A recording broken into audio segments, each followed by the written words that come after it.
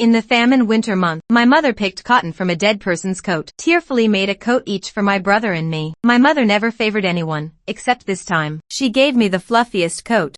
My sister is weak. Only by keeping warm can she survive the winter. My brother stood in the shadow of the oil lamp, silent. He never fought me for anything. Until night, after mother fell asleep, she stood by the drafty bed and whispered to me, "Shu Li, brother likes your coat. Can you let him have it sometimes?" Though I was reluctant, I could only let him take the coat. Later, my brother wore that coat and froze to death on the warmest winter night of that year. He curled up in a corner of the woodshed, his body as hard as stone. Mother rushed over like a madwoman. Trembling, she cut open the coat with scissors. Clumps of willow catkins flew all over the yard in the cold wind. She held my brother's body and cried until she nearly fainted. "Why did you wear your sister's coat? This coat will kill you."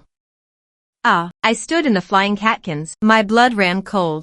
He buried my brother's body beside father and younger brother's graves. "Child, your father blames me for not protecting the last heir of the family. Remember, your life was given by your brother. Lie well for your brother." That day, mother found the last bit of food in the house and wrote a line with it under her feet.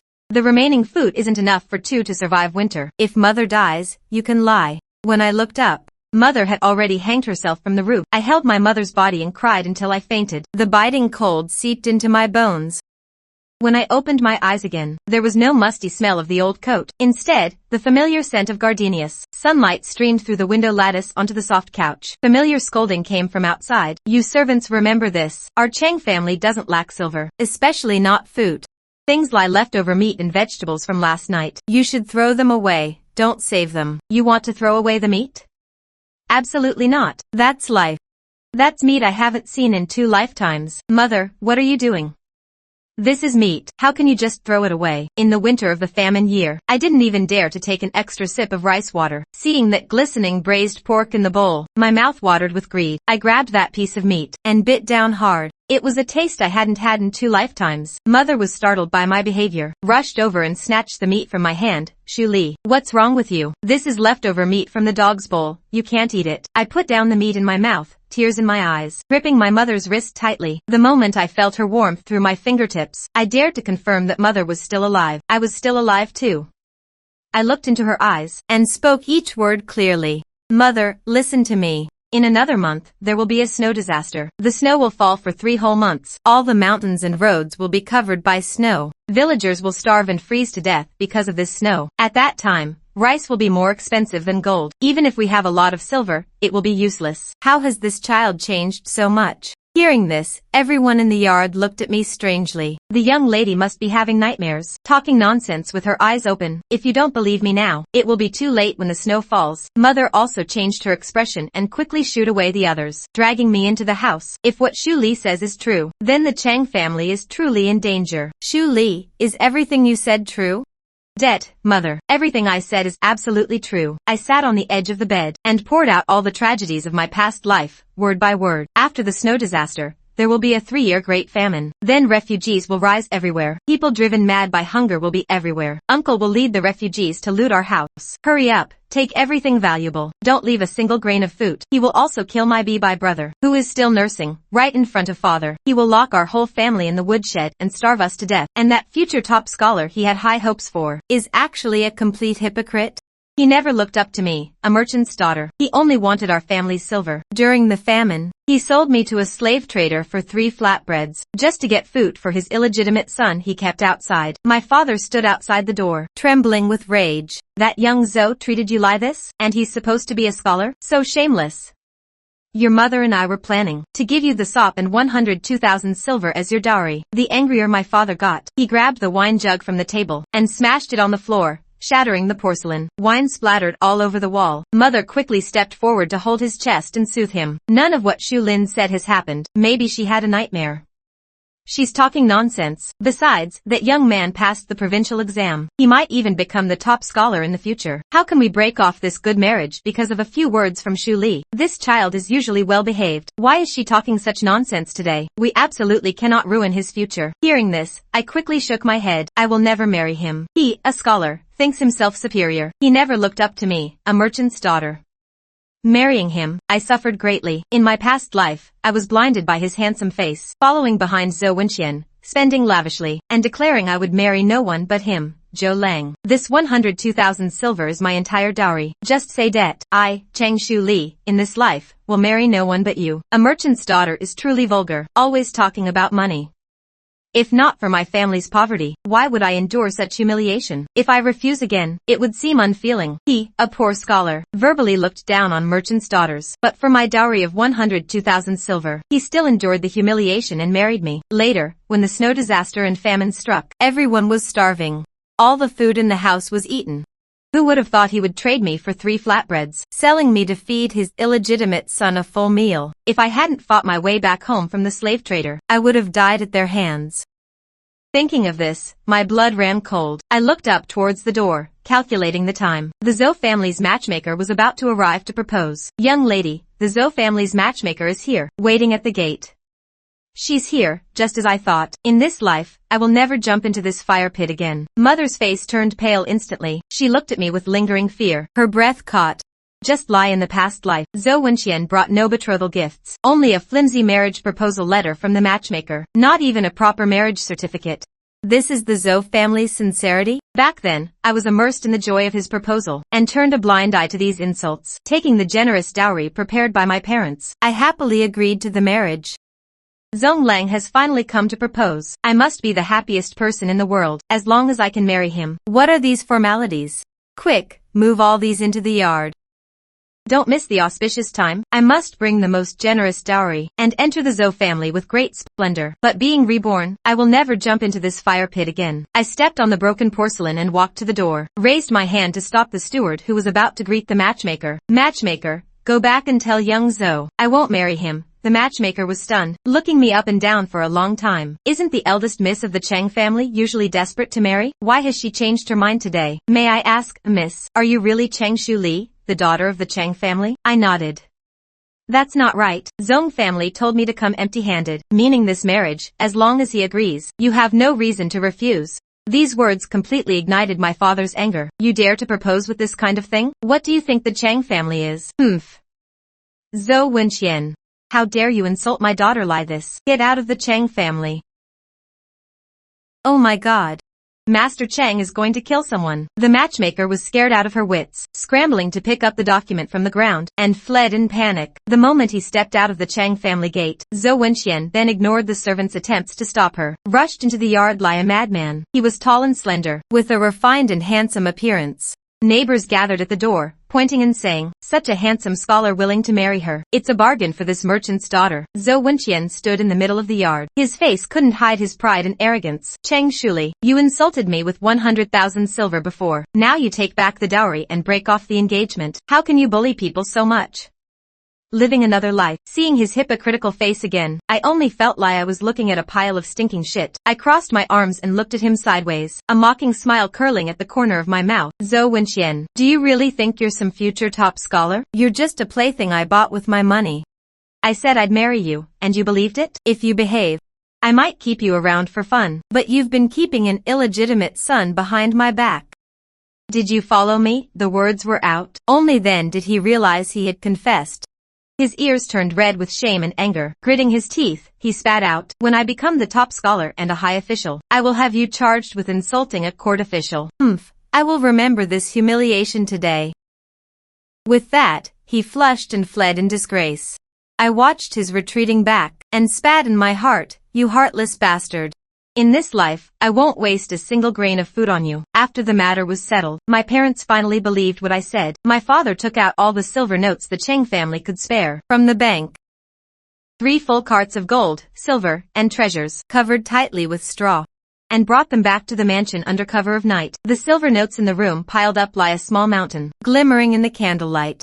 I stood in the center of the hall, looking at my parents and brother before me. I assigned tasks, word by word. Father, mother, send people to buy rice, flour, and oil from all the surrounding villages and towns, the more the better. Also, dry all kinds of meat over fire for preservation. Collect all the dry goods you can store, as much as you can get. My brother has always loved me the most. He believes everything I say. He was standing by, arms crossed, his eyes full of determination. I continued, brother, Take people to buy cotton, cotton cloth, charcoal, and firewood. Anything that can be used for warmth, the more the better. Also, screen all the servants and guards in our mansion. Keep only the loyal, reliable, and strong ones. Dismiss anyone with a shady background. We must cut off all potential dangers. We absolutely cannot repeat the tragedy of the past life. I paused, and added the most crucial point. I remember we have an abandoned yard in the countryside. It's remote and inconspicuous, perfect for taking refuge. After the famine, there will be more and more refugees. They specifically target large mansions. In the first month of the famine in my past life, our house was looted clean. I grabbed my father's wrist and instructed him, word by word, remember to find some blacksmiths and cover the entire yard in the countryside with iron sheets. Replace the gate with the thickest iron door. Also, have them dig several cellars. Dig as many as you can. We'll store all the food in them. It'll be safer that way. Hearing this, my mother's eyes lit up. She became instantly interested. She cares most about food and drink in this life. Even if the sky falls, she won't skimp on eating. Bring all the best chefs and cooks from our mansion.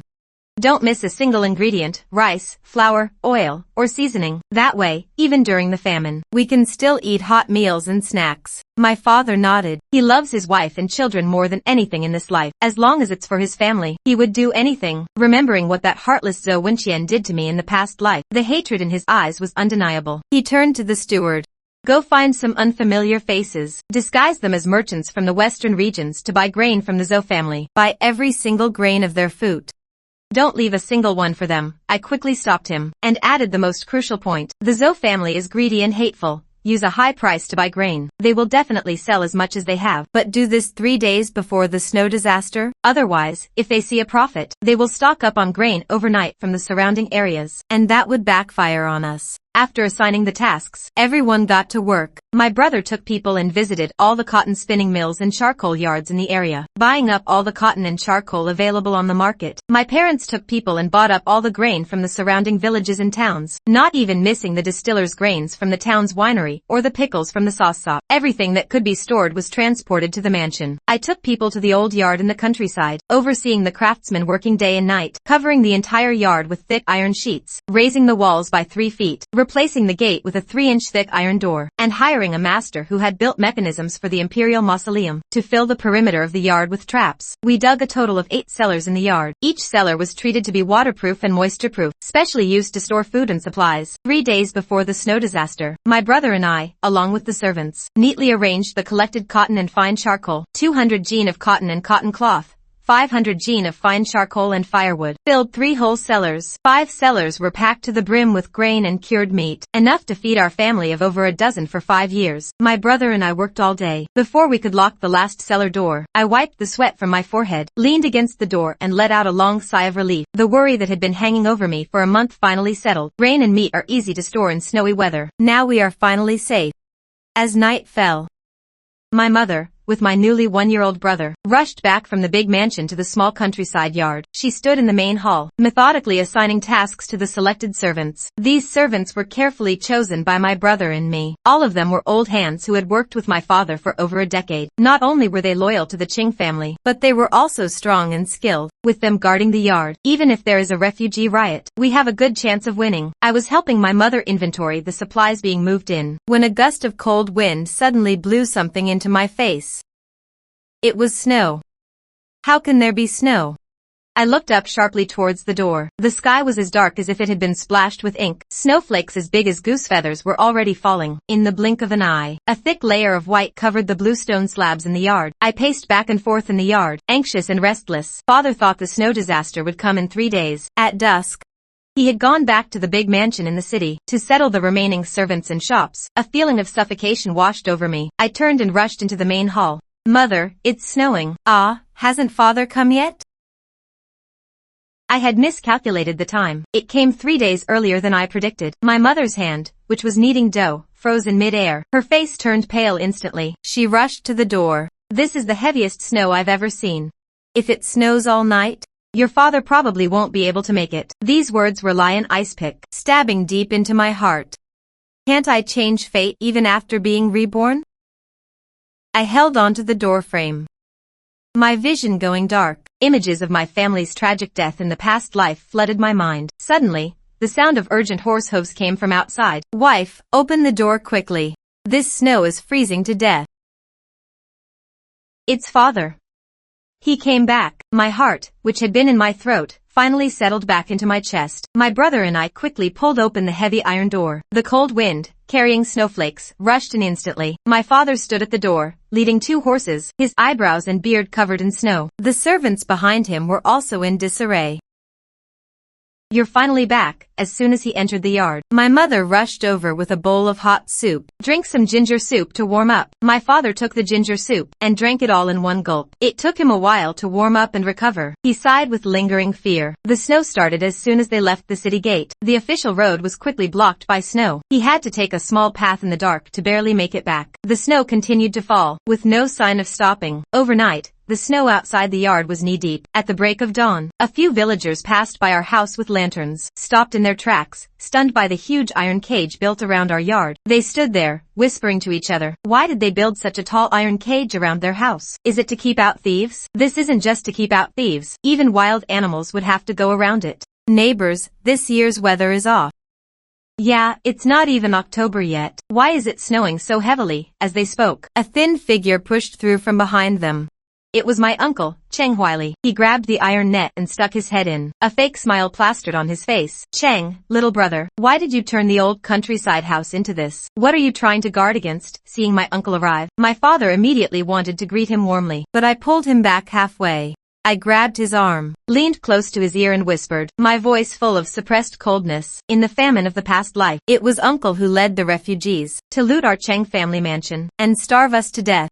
My mother coldly watched my uncle, who was blocked outside the yard by the iron cage, her face showing no surprise. She had long seen through my uncle's character. Of all the Cheng brothers, your eldest brother is the worst. On the surface, he's all smiles, but behind your back, he takes things and curses you to die. My mother was right. My uncle is both selfish and jealous, completely opposite to my father's good-natured personality. He has never done a single decent thing in his life, always using the name of being my father's blood brother to secretly take silver from our Yen Zhuang. Sometimes, when his addiction kicks in, he would use our Yen Zhuang's name to buy on credit, and he loses 9 out of 10 times he gambles. Our family has creditors coming to collect debts every few days. My father knew all about what he did, but he always remembered their brotherhood and turned a blind eye, always thinking that brothers are lie hands and feet. It's just a little silver, no big deal. But my mother had had enough. As soon as she heard that he would cause the death of our entire family, how could she let my father open the door for him? She immediately called 2 servants and had them tie my father up and bring him back into the house from the door. My uncle saw this clearly from outside the door and was so angry he jumped up and down on the spot, cursing and shouting one insult after another into the yard. "Open the door, you coward.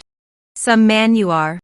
Being bossed around by a woman. Have you no shame towards our dead mother? Without mother's upbringing, would you be where you are today? Pa, Cheng Zongyuan, you're nothing but a hypocrite worse than a beast." I carried a bowl of freshly cooked braised pork and walked slowly to the iron gate, deliberately picked up a piece and put it in my mouth in front of him. The sauce was sweet but not greasy. The aroma of the meat instantly spread in my mouth. I spoke slowly. "Right, uncle. You call my father a pig. Then what are you?" My uncle's face turned green with anger at my behavior. He grabbed the iron net and cursed, "Eat, eat, eat. Why don't you choke to death? What right do you have to speak in our Cheng family? Your father should have married you off long ago." Hearing this, my mother rushed out with a pot of boiling water. "Shu Li is Cheng Zongyuan's daughter. If she doesn't have the right to speak in the Cheng family, do you?"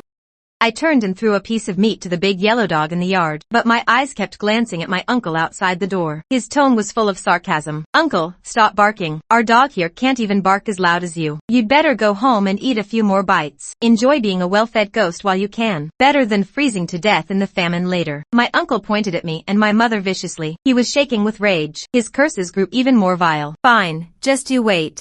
It really takes one kind of person to raise such a daughter. Just wait. I'll have your husband divorce you sooner or later." He left, grumbling curses. Before leaving, his eyes were fixed on the meatball in my hand. He also swept his gaze around the yard. The greed and malice in his eyes were impossible to hide. "The Cheng family's property will be mine sooner or later." I knew he had already taken the bait. The script from my past life. This time, I will personally rewrite the ending. During dinner, I told my father in detail again about how our uncle killed our whole family during the famine, and how he smashed our 1-year-old brother to death right in front of our father. But I talked for a long time, and my father still refused to believe it. He always thought that a brother from the same father couldn't do something so heinous. That night, he tossed and turned, unable to sleep. At dawn, he got up and knocked on my door. His eyes were bloodshot and distant. Is your uncle really as vicious as you say? He was restless and uneasy. He paced back and forth in the room with a worried frown. Sigh, look. The snow disaster has already arrived. What will the villagers outside do? They'll starve and freeze to death. Our Chang family took from the people, so we should distribute grain to help them. My father, Chang Zongyuan, lived up to his name. All his life, he was virtuous, benevolent, and meddlesome. His kindness knew no bounds. To discourage him from this saintly idea, I didn't waste any more words with him. I just dragged him up the watchtower in the yard. Dad, take a look outside first. I had this built specially. You can see for miles around. The snow had just stopped for half a day. The village in the distance was already in chaos. We watched a group of starving refugees smash open the gate of a wealthy household. The sounds of fighting and crying drifted over on the wind. In less than an hour, that household fell silent. The grain in the yard was completely looted. The house was also set on fire. My father stood on the watchtower, his face pale, unable to say a word. During the famine, people died in droves. When people are starving, they act worse than animals. There's no humanity left, just a mob mentality. Everyone's instinct is to loot. It wasn't enough for them to empty our granary. They didn't even spare my by brother. Father thought they were pitiful. But what about them? They wished our Chang family would disappear forever in this famine. After coming down from the watchtower, my father never mentioned opening the granary to help the villagers again. He finally understood that in this sudden disaster, showing misplaced kindness was pushing the whole family toward death. The snow had been falling for 3 days and 3 nights. When villagers passed by our house, they were all exchanging information. The main roads were all blocked, and the canal was frozen. Grain couldn't be transported in. The grain shops in town were all closed. Meat prices had increased tenfold. Life was impossible. Some who sensed something wrong had already started to seal their doors and hide their food. But this was just the beginning. Back then, this blizzard continued intermittently for a full 3 months. In the first month, heavy snow blocked the mountains. Everyone sent to transport grain from the granary was trapped and died in the snow. The imperial relief grain was delayed. Everyone had limited food supplies. To survive, roving bandits appeared everywhere, smashing doors, killing, looting houses. In the second month, the snow continued to fall intermittently. Everyone had already eaten their remaining grain. They had burned all their firewood and charcoal. More and more people were dying of starvation and cold. In the third month, the heavy snow finally stopped, but most of the village houses were buried by the snow. All the crops in the fields were frozen. The long famine and disease were just beginning. I was lost in the memories of my past life. The sizzling aroma of oil came from the kitchen. My brother walked out with a plate of freshly baked chicken wings. The rich, savory meat smell instantly pulled me back to reality. He handed the plate to me. His fingers gently ruffled my hair. His eyes were full of deep affection. Come on, eat the chicken wings your brother grilled for you. I built a chicken coop for you in the yard. Raise chickens, and the chicks will become hens. The hens will lay eggs and hatch more chicks. Until the snow stops, you can eat as much chicken as you want. My mother smelled the meat. She walked over quietly. She had just put my by brother to sleep. A gentle smile was on her face. Our family gathered around the charcoal brazier, eating warm, grilled chicken wings, listening to the howling wind outside. It felt incredibly safe. The snow in the yard was piling up thicker and thicker. My father led the servants in taking turns shoveling snow, afraid the accumulated snow would collapse the roof. Days passed by like this. The first blizzard finally stopped. We ate and drank peacefully. The grain in the cellar was piled up like a small mountain. The remaining food was enough for our family to eat for years. There was no need to ration carefully, but outside the yard, things had completely changed. The surrounding villagers were already suffering from famine. Villagers who had frozen or starved to death could be seen on the road. But for now, everyone was still relatively calm. They all hoped the court would send relief. They thought the blizzard was over. But they didn't know. The snow had only temporarily stopped.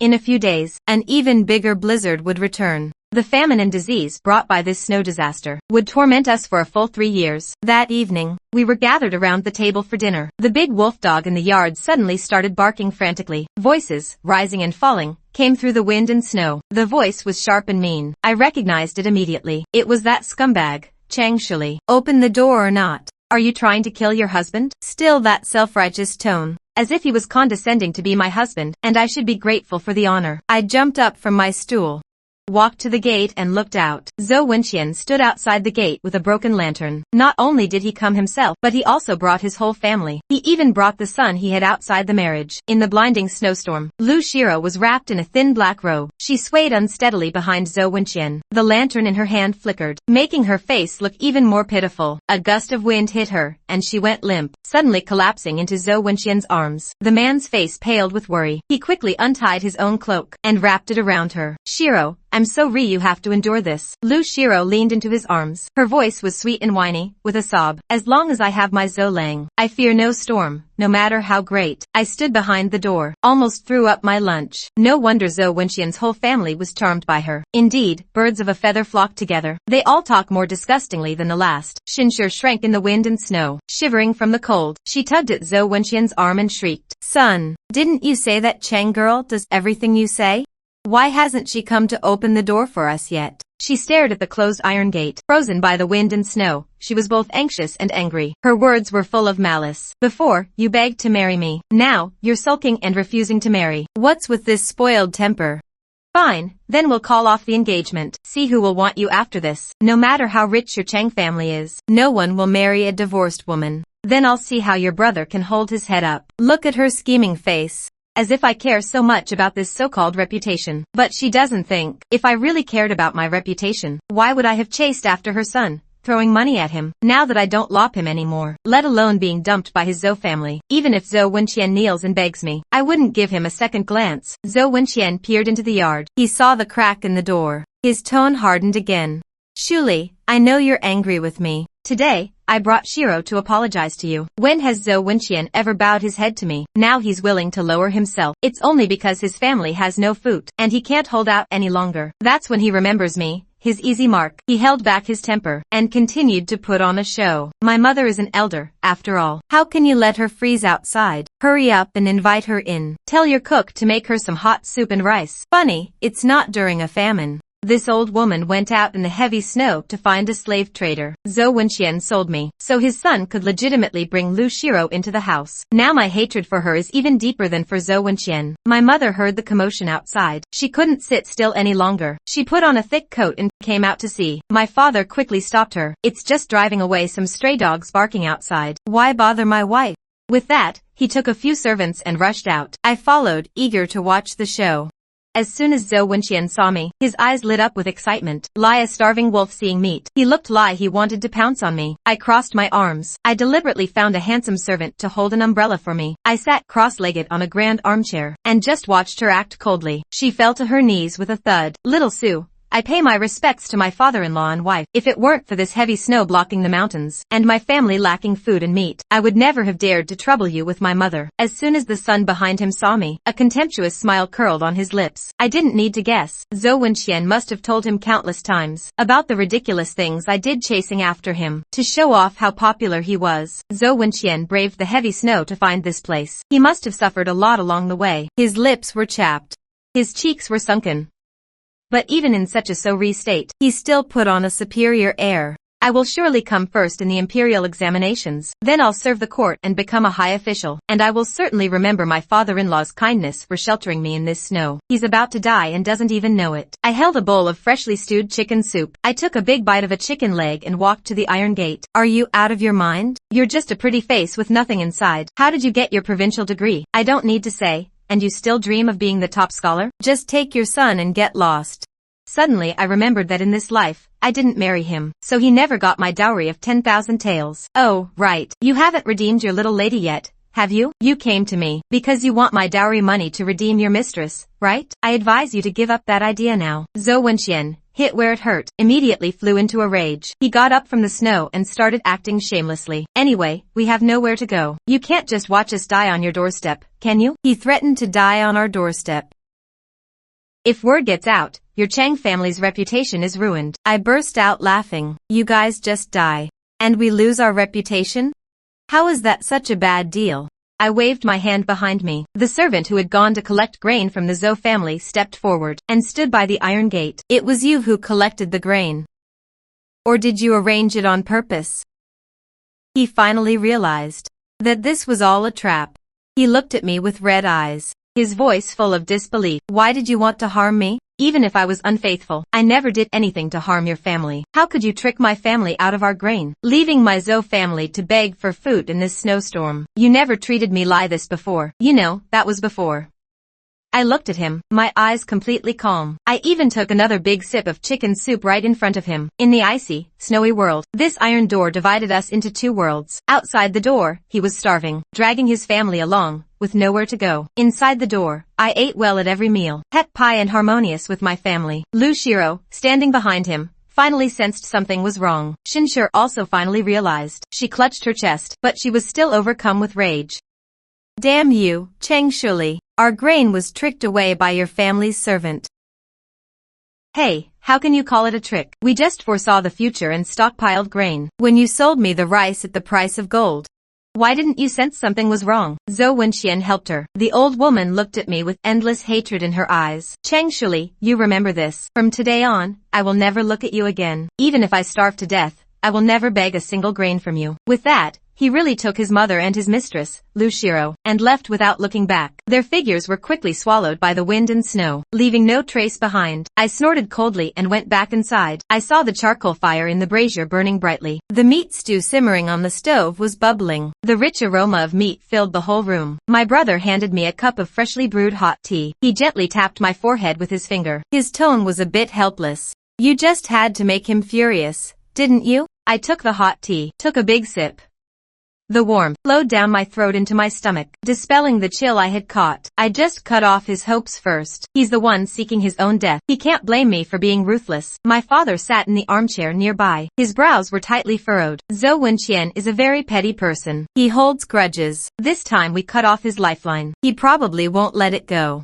I had already anticipated that when he was desperate, he would definitely go to my uncle for help. Those two are both full of bad intentions. Getting them together will make it easier to deal with them all at once. In my past life, Chang Huili could always find out our family's secrets, and precisely lead the refugees to where we hid our grain. Zhou Wenxian was the one behind all the scheming. Those two had been in cahoots for a long time. One is greedy and a gambler. The other is hypocritical and vicious. A perfect pair of bad seeds. A few more days passed. The snow started falling intermittently again. The famine outside was getting worse. More and more people were dying of starvation and cold on the roads. Rumors of people exchanging children for food had already started. Humanity, in the face of extreme hunger, shattered into pieces. Every day, refugees passed by our house. Their eyes, staring at the yard, were like those of starving wolves. If it weren't for the thick iron sheets and gates surrounding the yard, they would have already attacked. I had the servants take turns guarding day and night. They never let their weapons out of their hands, always on guard against a possible attack. Early one morning, just at dawn, the big wolf dog in the yard suddenly started barking fiercely. Its bark was full of aggression. I instantly jumped out of bed, grabbed the dagger I kept by my bedside, and rushed quickly to the gate. A large, dark crowd was gathered outside the gate. All were gaunt and sallow, refugees with fierce looks in their eyes. They held axes and hoes. Every one of them looked like a reckless madman. Standing at the front was my uncle, Cheng Huili. He was holding a stone, spittle flying. He shouted at the refugees behind him. Inside lies my brother, Cheng Zongyuan. He's a famous wealthy merchant in the city. We're all starving to death, but this morning, they were eating fragrant meat buns. Gentlemen, if you can find a way to break down this iron gate today, we can steal all the grain and meat from his house. Then everyone will be saved. All the villagers will be saved too. Cheng Zongyuan, let's see if you open the door this time. His words were Liamet, instantly igniting the madness in the refugees' hearts. They shouted and raised their tools to smash the iron gate. The loud clanging made our ears ring. Stones rained down on the iron fence like hail. My father heard the commotion and rushed out. Has my brother really brought people here? When he saw his uncle standing outside the gate, his last shred of hope vanished. Cheng Huili, there is no longer any brotherly bond between us. Go. I'll pretend I never had a brother like you. Pa.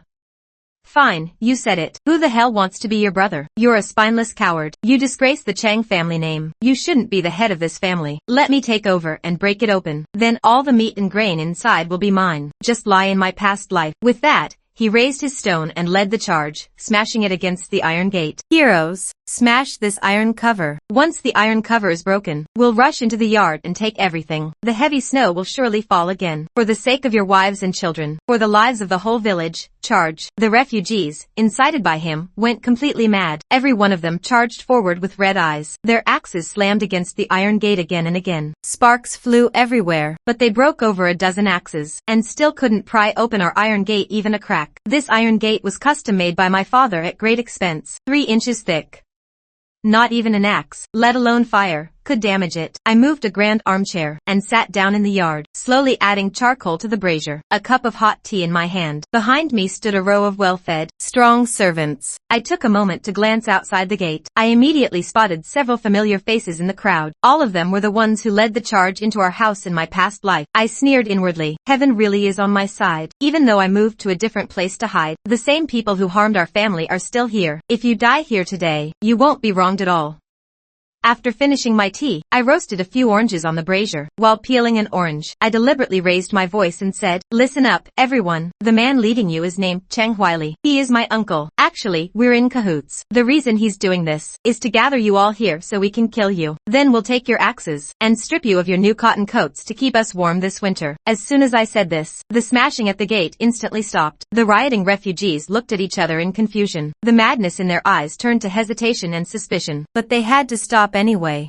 Because just as I was speaking, my brother pressed a mechanism on the wall. Hundreds of poisoned arrows slowly rose from the ground along the wall. The arrowheads glowed with a faint blue light, like snakes flicking their tongues, all aimed at the refugees outside the gate. In this famine, there is one thing more important than food. That is weapons. Whoever controls the weapons, controls the right to survive. The refugees were brutal, but they were even more afraid of death. Seeing the cold, gleaming poisoned arrows before them, everyone instinctively took a few steps back. A few in the crowd, red-eyed with anger, immediately surrounded my uncle. "You bastard, Cheng Huiliang, we trusted you so much. We even gave you the last of our food. And this is how you repay us? Did you all hear that? He wants to trade our lives for his own wealth. Kill him, otherwise, I'll die today without ever understanding." I stroked the big yellow dog lying at my feet and leisurely watched the drama unfolding outside the gate. Cheng Huili was surrounded in the middle of the crowd. His face turned pale with fright. He fell to his knees with a thud, begging for mercy repeatedly. "Brothers, you've got me all wrong. Don't believe him. I'm just lie you all. There's no food at home. You dare lie to us? We gave you our last bit of food. You colluded with rich merchants, plotting against us, you traitor. Beat him to death." His excuses were as flimsy as scrap paper. The enraged refugees didn't listen to a word he said. Uncle's screams drifted in with the wind and snow. In just a moment, there was silence. Seeing this scene, I felt not a single ripple in my heart. He had my father, such a loyal and reliable younger brother. If only he had stayed in his place, he could have lived a life of ease. But jealousy had blinded him. He was desperate to take control of our Cheng family. Even without this famine, he would have destroyed himself eventually, and destroyed our whole family too. After Uncle died, the refugees' anger subsided, and they decided to leave, but it was already too late. I nodded at my brother. He raised his hand and pressed the mechanism's button. In an instant, hundreds of poisoned arrows flew out in a dense swarm. The sound of them cutting through the air broke the snowy silence. They were all the mob who killed my family in my past life. This time, I'm ridding the world of them. I took them out early. At least they did a good deed for the surrounding people. Father stood at the door, shaking with rage. He finally fully believed what I said. In this famine, being soft-hearted is pushing the whole family toward death. The servants opened the iron gate. They quickly cleaned up the mess at the entrance. Then they spread lime in the snow to disinfect. They reinforced the outer defenses. After this battle, the nearby refugees no longer dared to target our home. We finally had a period of peace. The snow continued to fall intermittently, but the courtyard was warm and cozy. Every day, there were hot meals. The pastry chef made us all sorts of treats. My brother's chickens started laying eggs, and my little brother grew day by day. Babbling, he could now call me big sister. Our family gathered around the charcoal brazier. Life was stable and secure. One day, my father was holding my just awakened little brother. He was cheerfully playing with him. He looked up at my mother. "Wife, let's give our youngest son a nickname. May this wind and snow pass quickly. How about calling him Ponching?" My mother smiled and shook her head. No, that name is too delicate. It sounds like a girl's name. How about Tuanzi instead? Tuanzi, meaning reunion for the whole family. Ha ha ha. Tuanzi is a down-to-earth name. My brother sat to the side and nearly spat out his hot tea. Tuanzi sounds even more like a girl's name. At least Ponching has some meaning. Your Tuanzi is too direct. Ha ha ha. Our whole family burst into laughter. Outside, heavy snow fell and it was freezing cold. Inside, it was warm and cozy. After a few rounds of drinks, my mother wiped the tears from the corners of her eyes. Her voice was full of emotion. Thanks to our daughter, our family can be together every day. Shuli, think about it. Before the famine, your father and brother were out doing business all day. How long had it been since we had a reunion dinner? This snow disaster actually brought us all together. I looked at my smiling parents and brother, and at my babbling little brother in my arms. My nose tingled, and I almost cried. It was wonderful. In this life, they were all still here. Our family was reunited. We would never be separated again. The snow fell on and off for nearly 2 months. Finally, on this day, the thick clouds parted. A golden ray of light streamed in from the roof. It was the long-awaited sun. Sunlight fell on the snow, dazzling our eyes. Everyone in the yard cheered. The sun is finally out. I stretched lazily in the warm room. I was just about to go sunbathe in the yard. Suddenly, a maid rushed in from outside. Come quick. A doctor is saving someone. So what if he's saving someone? What's there to see? But, the person being saved is Zhou Wenxian. Those words hit me like a thunderbolt. The orange in my hand fell to the ground in SOC. I rushed to the door, peeking through the iron gate. Sure enough, a handsome doctor outside the yard took off his own coat and draped it over Zhou Wenxian. I hadn't seen him in 2 months. He was nothing but skin and bones. I wondered why he had fainted at our doorstep. At least it couldn't be a coincidence. The doctor held silver needles and was intently performing acupuncture to revive Zhou Wenxian. He looked thin, and his face showed some fatigue, but his eyes held a compassionate aura. Seeing Zhou Wenxian was starving and barely breathing, she directly cut her own palm with a needle and fed her blood, drop by drop, into that scumbag's mouth. Open your mouth, sir. I stood behind the iron gate, shocked, and dropped the orange in my hand. What kind of living bodhisattva was this? Using her own blood to save that scoundrel. I couldn't hold back anymore. Ignoring the servant's attempts to stop her, I opened the iron gate and rushed out. Stop. Don't save him. I charged over and grabbed the doctor's arm, trying to pull him away from Zhou Wenxian. Don't save him. Let him die. But the moment I reached out, I suddenly noticed this bodhisattva had a gleaming golden token hanging at his waist, engraved with the royal dragon pattern, and the imperial surname of the Donghua dynasty, and the imperial surname. Miss, what is the meaning of this? He was the son of heaven. No, that's not right. He looked no more than 20. Could he be a prince, or the crown prince? I suddenly remembered. In my past life, the emperor had indeed sent his most valued third prince, the current crown prince, south to provide disaster relief. But I died too early. I never got to see the crown prince's arrival. I never expected this doctor, who was saving people with his blood, to be the crown prince, Ji Jing. He wasn't angry that I grabbed his arm. He just slowly stood up. In his every move, there was an imperial aura that made people dare not look directly at him. Miss, why do you stop a healer from saving a life?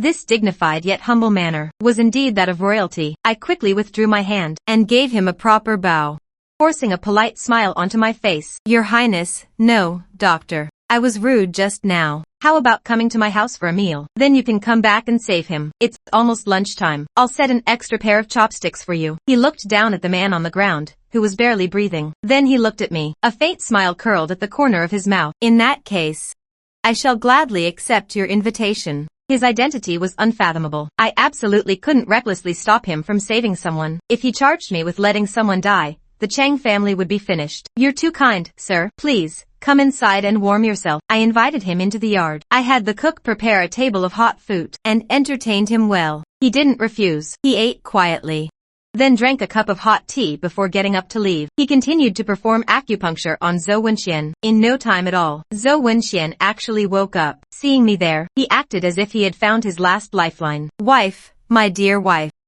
I never should have messed around with that stepson. He traded a few corn cakes and sold my mother to a slave trader. I saw with my own eyes as my mother was dragged away. Who would have thought they would? As he spoke of his sorrow, Zhou Wenxian was crying his eyes out. He knelt on the ground and crawled forward a few steps. He reached out and grabbed the hem of my clothes. It's my fault, wife. Please save me. If you're not satisfied, I'll go tie up that stepson and let you beat and scold him. Just give me a bite to eat. Dad, Zhou Wenxian, can't you have some backbone? Who was it that said they'd never eat a single grain from the Chang family? You must be mistaken, wife. Those words don't sound like something a person would say. It was a dog that said them, not me. Not me. He still seemed to cling to a sliver of hope. He pointed at Ji Jingyao, who was packing up his needles. A smug smile spread across his face. He's the doctor you found to save me, right? I knew you were a good luck charm, wife. As long as I'm with you, I have good fortune. I was instantly amused by his audacity. I spat at him fiercely. If you dare call me that again, I'll throw you out right now. Wife. Miss Chang. Miss Chang. He shrank back in fear and quickly corrected himself. I ignored him. I turned and walked over to Ji Jingyao, putting on a dignified and polite demeanor. In a voice only the two of us could hear, I said, word by word, Your Highness, this Zhou Wenxian is the one who colluded with Cheng Huili and is the culprit who delayed your disaster relief efforts. It was this man. That's right, it was him. He deliberately gave the wrong directions to the grain transport team. My suffering in the past life wasn't for nothing. Thank goodness I have a good memory. I clearly remember, back when I was starving in Zhou Wenxian's house, I saw Uncle Cheng Huili come to see Zhou Wenxian late at night many times. The two of them would lock themselves in a room and whisper. They had already colluded long ago. It's just that I've lived a second life before I slowly figured out the ins and outs of it. No wonder in my past life, Cheng Huili could always find out our Cheng family's secrets. It must have been Zhou Wenxian telling him everything about our family. The two of them plotted to destroy our Cheng family and take over our property. Zhou Wenxian was the mastermind behind the scenes, and Cheng Huili was the one carrying out the attacks. The two of them were in cahoots, doing all sorts of evil. And in my past life, when the Crown Prince led the relief team south, not only did they get lost in the snowy mountains, but they also encountered refugee bandits. This delayed the best time for disaster relief. Now I think about it, it was all Zhou Wenxian's doing. To curry favor with my uncle, he deliberately gave the wrong directions to the relief team. While Zhou Wenxian was unconscious, I had already briefly verified all the clues with the Crown Prince. He admitted himself, a scholar did point out a shortcut, but it turned out to be a dead end. We were trapped for over 10 days. Half of my attendants died. If I hadn't been lucky, I wouldn't have survived either. And the appearance of that guide matches Zhou Wenxian perfectly. Ji Jingyao's face instantly turned cold. The compassion and gentleness he had while saving someone vanished, replaced by a murderous imperial aura. Zhou Wenxian. Do you know your crime? Sir. Sir, have mercy. I confess my crime. How did you obtain your provincial scholar degree? I hate nothing more than cheating in the imperial exams. Tell me who the examiner was that you bribed, and I'll grant you a whole corpse. The smile on Zhou Wenxian's face instantly froze. His face turned as pale as paper. He finally realized that the doctor who had saved him was no ordinary barefoot doctor. He collapsed to the ground with a thud, his legs shaking like a sieve. He couldn't even speak properly. No. Please, I'll confess everything. Please spare my life, Your Highness. Ha ha ha. Don't come near me. After that day, Ji Jingyao stayed in our countryside courtyard. His attendants and secret guards for disaster relief also found their way here one by one. The small courtyard became the disaster relief command center for the area. Zhou Wenxian was immediately taken into custody by the Crown Prince's guards and locked in the woodshed to beg for his life. He confessed everything he knew. He not only confessed to cheating in the imperial exams and the whole process of bribing the examiners, but also confessed to all the evidence of his collusion with Cheng Huili, inciting refugees, robbing wealthy households, and deliberately giving wrong directions to the relief team. Following his confession, the Crown Prince sent out secret guards that very night. They rounded up all the examiners he had bribed in the surrounding prefectures, as well as the corrupt gentry who had taken advantage of the disaster. My father was deeply impressed by the Crown Prince's decisive actions. His heart was filled with awe. A bodhisattva's heart, yet clear on right and wrong. He will surely be a wise ruler in the future. The heavy snow continued to fall intermittently. The famine outside was still severe. Every day, desperate victims collapsed in the snow, never to get up again. The Crown Prince looked at the tragic scene outside. He was worried all day long. The relief grain was blocked outside the snowy mountains and couldn't be brought in. The limited food he had on hand wouldn't last much longer. Seeing him so worried, I couldn't hold back in the end. I knocked on his door. Miss Chang, why aren't you asleep so late? Is something the matter? I have an idea, but I'm not sure if I should say it. I once went to a disaster area with my father. I saw the people there displaced and starving everywhere. It was unbearable to watch. I walked over to the table, pointing at the map spread out before him. I spoke my long-considered plan, word by word. Your Highness, our food is limited. We can't distribute it indiscriminately. Otherwise, it will be looted within 3 days. We need to prioritize relief. First, save the elderly, women, and children. Set up fixed porridge distribution points every day to ensure they can survive. Ji Jingyao's eyes lit up instantly. He leaned forward slightly, signaling me to continue. Able-bodied men shouldn't get fry food. We should use foot for work. Let them clear the snow from the main roads, dredge the frozen rivers, and repair the houses collapsed by the heavy snow. The more work they do, the more food they get. Pay according to work. This way, it solves the problem of insufficient grain, gives the refugees something to do, prevents them from gathering and causing trouble, and also clears the main roads quickly, so that relief grain from outside can be brought in sooner. Kill 3 birds with 1 stone.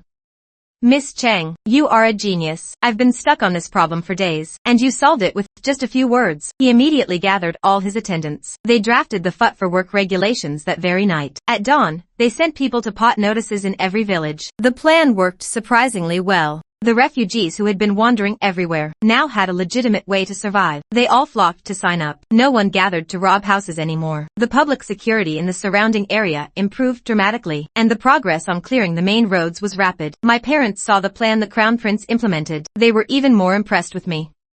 Shuli, you are truly a lucky star for our Chang family. Your mother and I have discussed it. We've decided to donate some of the grain from our cellar to help the victims. Our Chang family must also do our part. My father led the servants to deliver the grain to the temporary porridge distribution points. With your highness in charge, I will do my utmost to help. Please distribute this grain as you see fit, to save the people from their suffering. Ji Jingyao looked at my father.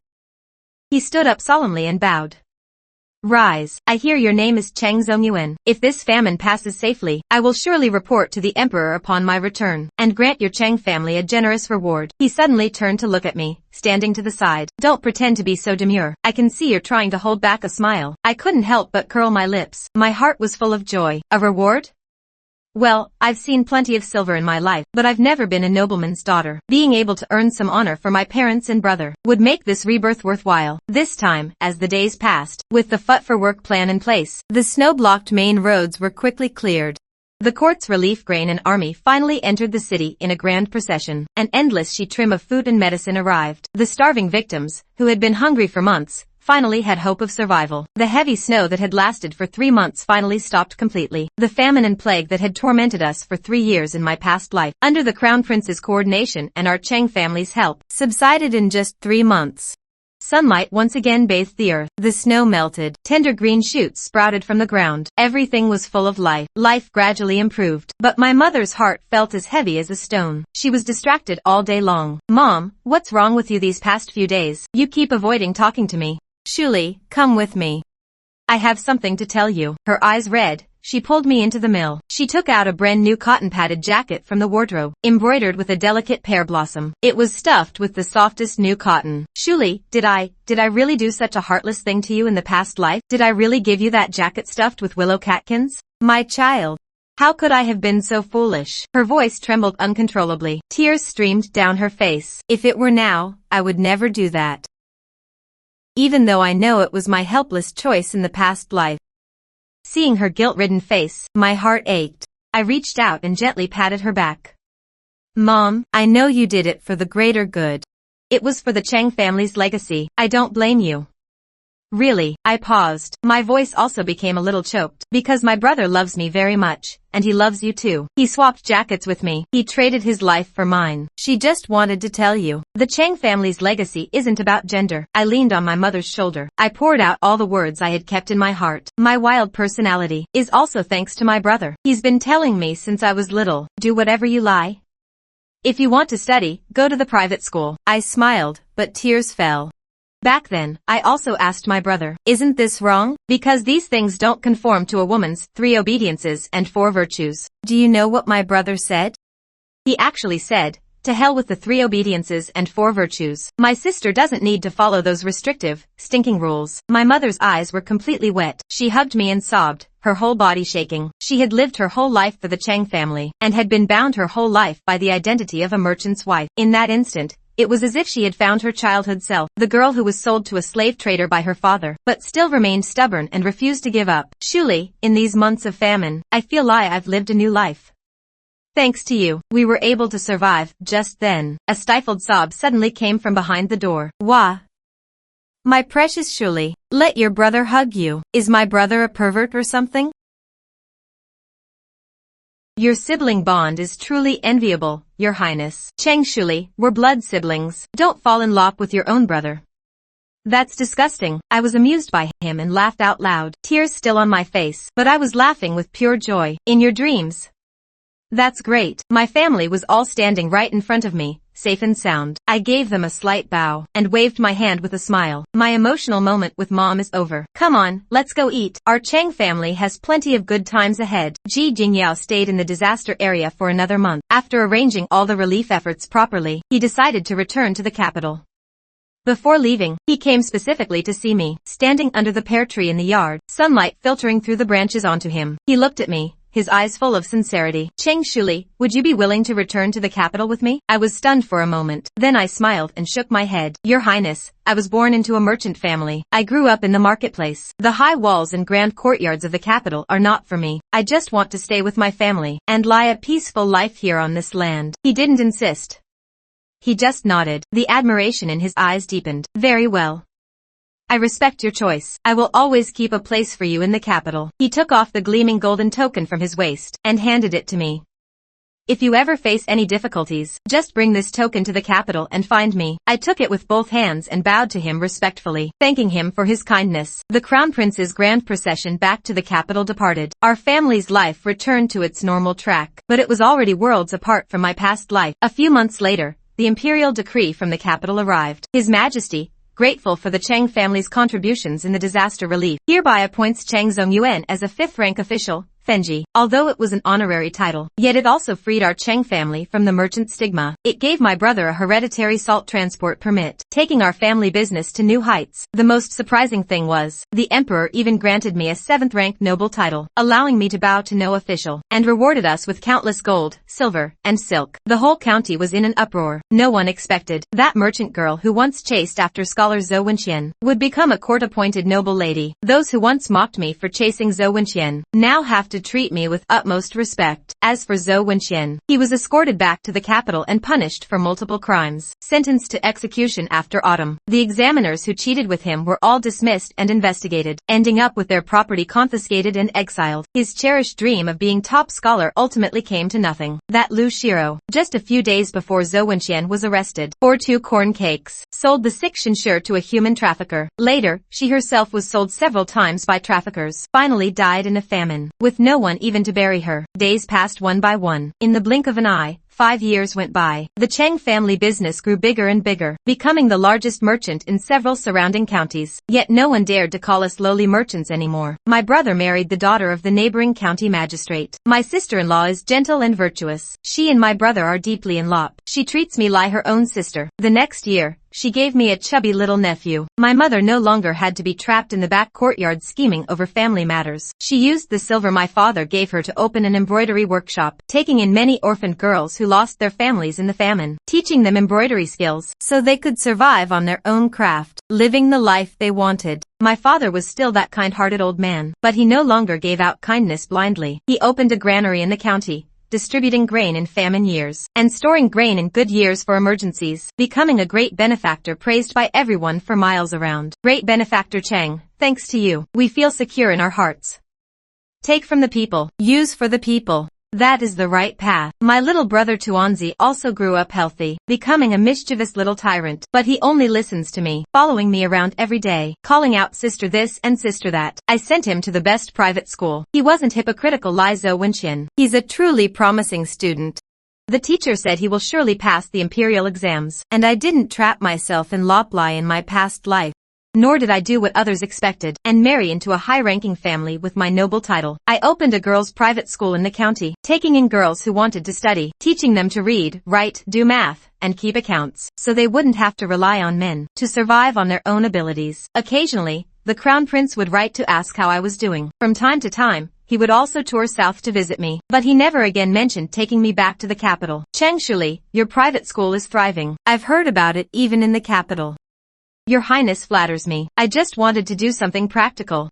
Though the capital's high walls are secure, they're not as free as this little courtyard. I envy you, actually. We became close confidants who talked about everything. He was the lofty crown prince. I was a merchant's daughter from the countryside. Yet we shared an understanding others couldn't grasp. Another winter month arrived. Snow began to fall from the sky again. Flakes as big as goose feathers drifted down. But there was none of the chill from that snow disaster years ago. Our family gathered in the warm house. The meat soup in the copper pot bubbled away. The room was filled with meat aroma and laughter.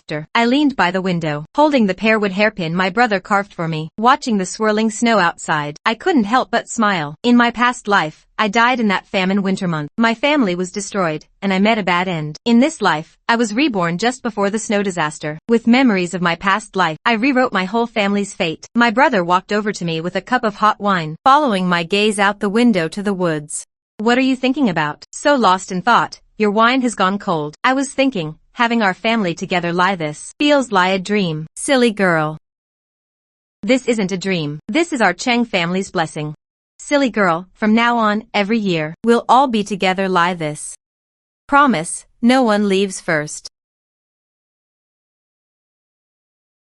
The Cheng family's good days are just beginning. The snow outside kept falling. The charcoal fire in the room burned brightly. The warm flames reflected on each of our smiling faces. I know, in this life, I will never experience that desperate famine again. Winter month, our Cheng family's good days are still long ahead.